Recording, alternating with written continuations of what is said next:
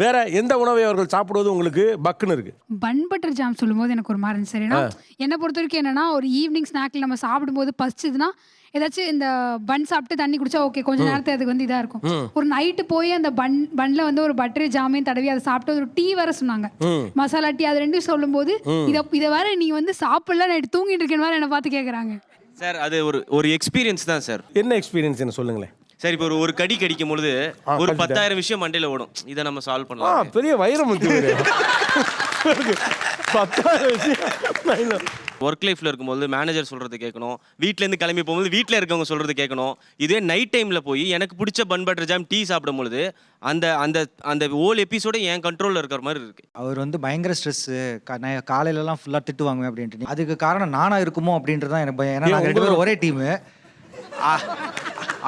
நான் அவன் சொன்னப்ப ஆமா ஆமான்னு நீங்களே. அதுதான். ஸோ அவர் கல்பிரிட்டுன்னு என்ன தான் சொல்கிறாருன்னு நினைக்கிறேன். என்ன நினைக்கிறீங்க?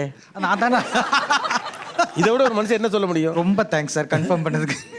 இப்போ வீட்டில் மனைவி தொல்லை, குடும்ப தொல்லை, அதனால் அப்படின்னு சொல்லி கேள்விப்பட்டிருக்கேன்.